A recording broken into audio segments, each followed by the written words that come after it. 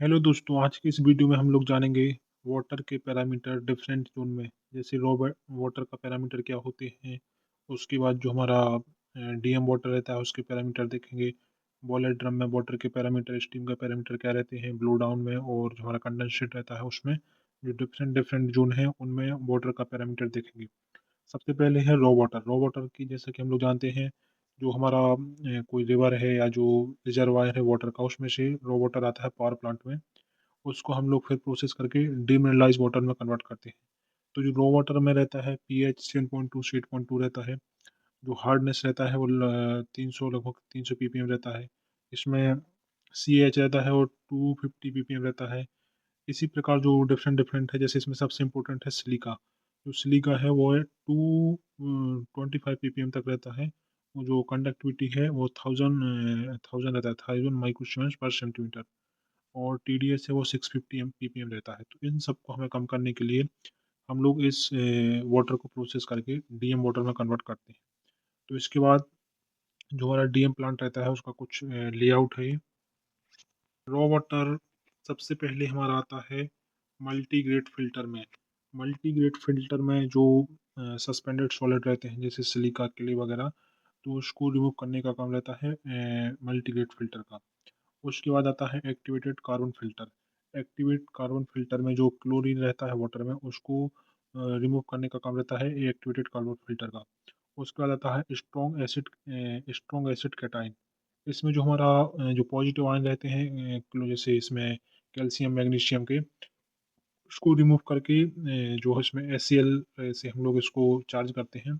तो इसको रिमूव करने के बाद जो हमारा वाटर है वो उसका पीएच इंक्रीज हो जाता है। और इसमें रिएक्शन होने के बाद CO2 गैस बनती है, जिसके बाद हमारा वाटर जाता है डीगैसर टैंक में। इसमें जो CO2 है उसको रिमूव करने का काम रहता है डीगैसर टैंक का।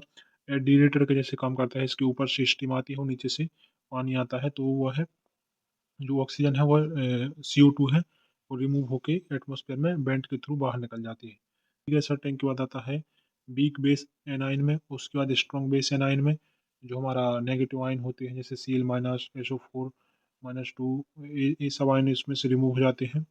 उसमें से मिक्स बेड में पानी जाता है। जो मिक्स बेड है उसमें जो हमारा इसमें कैटायन और एनायन दोनों रिमूव होते हैं। इसका जो हमारा वाटर है वह डीएम वाटर स्टोरेज टैंक में आ जाता है, जिसमें जो डीएम वाटर रहता है उसका पीएच 6.8 से 7.4। जो हार्डनेस रहता है वह लगभग जीरो हो जाता है।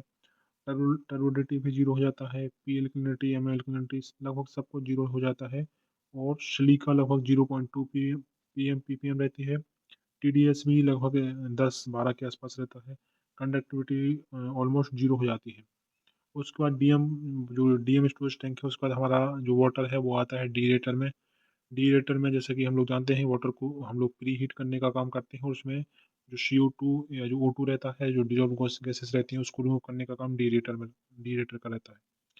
तो डीएम स्टोरेज टैंक से जब हमारा डीरेटर में आता है तो डीरेटर में जो सक्शन लाइन रहती है जिसमें बीएफपी के थ्रू पानी ड्रम में जाता है, उस लाइन में हम लोग वो केमिकल डोजिंग करते हैं इसका हाइड्रोजन का। तो जो डीरेटर में हमारा पीएच रहता है 8.5 से 9.2 रहता है। और सिलिका रहता है लगभग 0.2 पीपीएम तक। और इसमें कंडक्टिविटी थोड़ा स्लाइटली इंक्रीज हो जाता है, 1 माइक्रो तक इसका कंडक्टिविटी आता है। डीरेटर के बाद हमारा जो बीएफपी है, बीएफपी पंप से हमारा पानी जाता है ड्रम में। तो मेनली ड्रम में हम लोग केमिकल डोजिंग करते हैं, एचपी डोजिंग।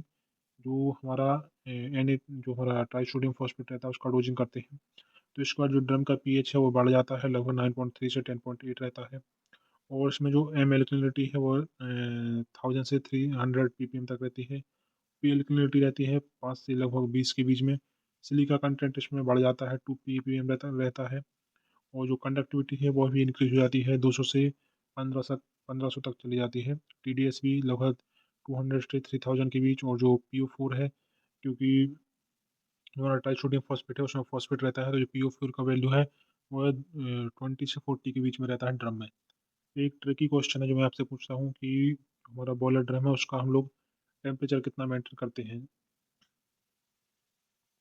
इसका जो पानी आता है इससे हम लोग ब्लो डाउन, जो कंटिन्यूस ब्लो डाउन रहता है उसका भी पूछते हैं इंटरव्यू में कि जो CVD या कंटिन्यूस ब्लो डाउन रहता है उसका पैरामीटर क्या रहते हैं। तो इसमें पीएच 9.5 से 11 रहता है, और जो बाकी सब तो जैसे PL alkalinity, ML alkalinity, silica, conductivity बहुत हाई पहुँच जाते हैं, अ, जो कि इसमें जो बॉयलर ड्रम का रेंज है उससे भी बहुत ज़्यादा हो जाते हैं। इसके बाद जो हमारा बॉयलर ड्रम सिस्टम जाता है टरबाइन में, टरबाइन के बाद जो जैसे कंडेंसर में पानी कंडेंस होता है, तो इसका लगभग पीएच हमें पता होना चाहिए, इसका पीएच 8.5 से 9 के बीच में होता है। इसके बाद जो हमारा जो पंप रहता है सीईपी, कंडेंसेट एक्सट्रैक्शन पंप, उसके बाद पानी हमारा फिर चला जाता है डीरेटर में, तो एक कंप्लीट साइकिल लूप में बन जाता है। तो इसकी वजह से हमारा डीरेटर में जो मेकअप वाटर का जैसे हम लोग यूज़ करते हैं, जैसे डीरेटर जो फिल पंप रहता है उसके थ्रू जो डीएम टैंक से वाटर आता है, जैसे डीरेटर का लेवल कम हो रहा है तो वह भी हमारा डीएम वाटर रहता है, इसलिए यह एक कंप्लीट साइकिल है। तो अगर आपको इस वीडियो में कुछ जानने के लिए मिला हो तो लाइक कीजिए, सब्सक्राइब कीजिए। Thank you.